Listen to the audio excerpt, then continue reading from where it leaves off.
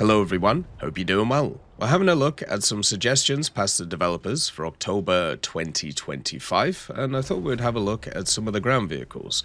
We're a little bit behind when it comes to the past to developers, so I'll try and catch up, but as always with War Thunder, October and November are a very busy time, so we've been focusing on a lot of the other news. Now that everything is relaxing, going back to normal, let's have a look at some of this fun stuff. As always, if you enjoy the content, make sure to subscribe and also like the video. Let's get started. The first vehicle is for America, and it is the T-33 Mechanized Flamethrower. Flamethrowing Shermans had been widely used in the Pacific theater of the Second World War and proved an outstanding success, so the US Army decided to go further. In May of 1945, the Chemical Warfare Service, or CWS, and also Standard Oil began developing a new long-range, large-capacity flamethrower known as the E-2020 for installation on the M4A3E2. The whole system was designated as the Mechanized Flamethrower T-33 by the Ordnance Committee. The T-33 carried 6 cubic feet of propellant gas stored at 3,000 psig in 7 tanks and 270 gallons of fuel in 4 cylindrical containers. The propellant and fuel were supplied to not one, but 2 flamethrowers, the E-2020 in the turret front and also E-21, which was later replaced by the E-21R4 in the cupola. The 75mm M6 cannon, seen on the M24, was used instead of the regular M3 to save space, and the M6 was expected to be eventually replaced by the M17, which was similar to the M6 but had a muzzle brake, but the M17 was never produced. Honeycutt claims that the M6 was installed without a stabilizer, although this isn't explicitly corroborated by other sources. The T-33 carried 40 to 45 75mm rounds, about half of the normal amount, as the remaining space was taken up by flamethrower equipment. Notably, these rounds weren't carried in the whole floor like the wet racks used on the later Shermans, but instead in the right sponson. The M6 cannon had a vertical traverse of -10 to +13 degrees, while the E-2020 had a vertical traverse of -15 to +45 degrees. Nash claims that the E-2020 had an independent horizontal traverse of ±15 degrees, though this isn't corroborated by other sources either. The E-21R4 cupola flamethrower could traverse through 240 degrees to the rear, but it couldn't face forward, as it would pour flames onto the turret roof instead. The T-33 initially had a crew of 5, although this dropped to 4 after the whole machine gun was removed and the port welded over. The turret crew had an unorthodox layout, with the commander at the center in the rear and the gunner and loader position swapped. Initial plans called for 20 pre-production vehicles and 300 tanks to be produced from January 1946 onwards. However, the end of the war cut this to just 3 prototypes, all converted from existing jumbos. The first arrived at Aberdeen in September of 1947, and the second and third arrived in January of 1948. Tests were conducted, but no further vehicles were produced.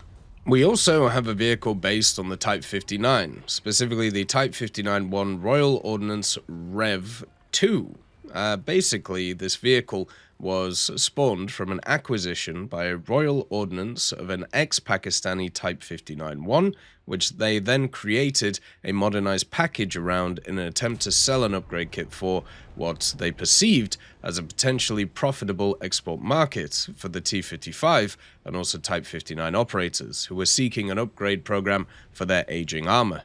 The initial offering lacked the heat protection package and was referred to as the Type 59-1 Royal Ordnance Rev 1, which is the addition of an L7A3 105mm cannon, new commander's sights including thermals, the driver NVD devices, a laser rangefinder, and an improved firing computer and also fire suppression system. This version of the vehicle didn't find any interest, so in an attempt to improve it, what they did is added additional Roma armor and also changed the name as the Type 59-1 Royal Ordnance Rev 2 and began presenting it at trade shows in 1984, and as a quote-unquote modern tank.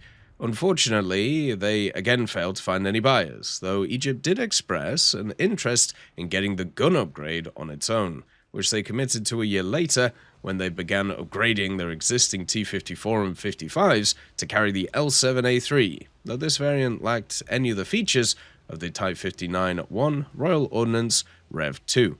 In total, the only thing that remains the same between the Type 59-1 and the Rev 2 was the propulsion system, and in its initial hull and turret, which was supplemented by the addition done by Royal Ordnance, which the most notable thing being the ERA and also the applique armour, along with the now legendary L7 gun.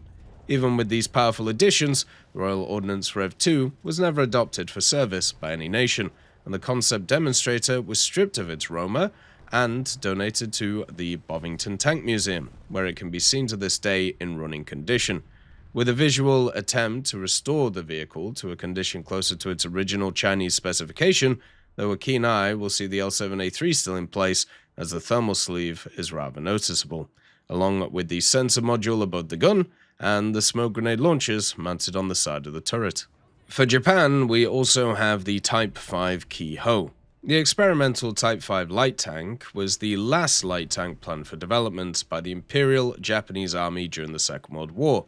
The development of this tank was surprisingly early, occurring in 1942, the same year when the production of the Type 97 medium tank Kai, which had the new turret of the Chi-Ha with the high-velocity Type 147mm tank gun, began, and the prototype of the Type 1 medium tank, or the Chi-He, with the same main gun and boasting up to 50mm of armor was completed.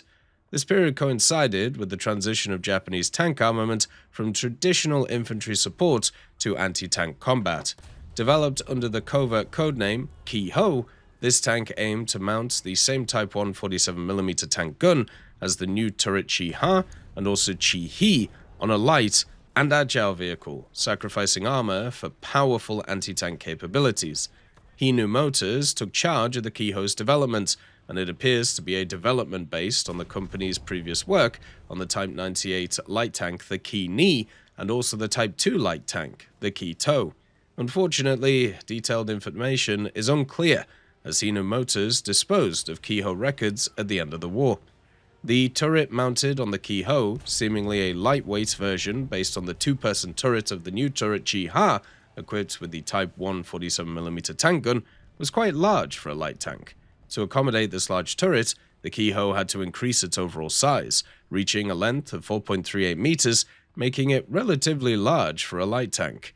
However, the weight restrictions for Japanese light tanks were set at 10 tons, and exceeding this classified the tank as a medium. So consequently, the Keiho had to thin its armor to fit within the 10-ton limit. And as a result, even the thickest frontal armor, the Keiho, was only 20 millimeters thick, offering limited defense and easily penetrable by the 37mm tank gun of the M3 light tank from long distances.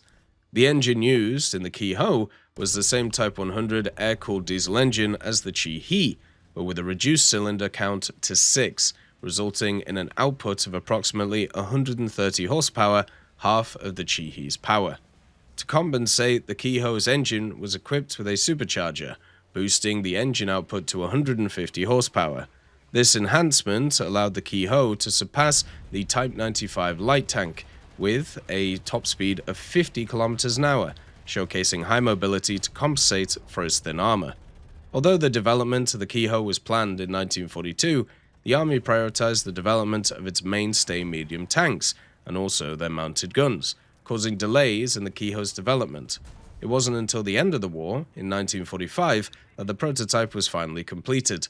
The Keiho prototype, produced by Hino Motors, received high praise for providing strong anti-tank capabilities to a light tank, but ultimately, it didn't enter production. As always, I hope you have a wonderful day, and I'll see you next time. I'd just like to thank GMG Smiley, CD Beans, Chieftain Mike, EMN3 Galaxy, Tulio Pontecorvo, Brendan Quinn, Carrion Crow, Gus Irenicus, Pyman, Wartinder, Teddy, Daniel Stanton, Martinez, B. Young, Ozzy Panzer, Alan Hacker, Liam Shear, Opium Prime, Lafouche, Sem Aslan, Uncle Bean, and Derek R. for supporting the channel.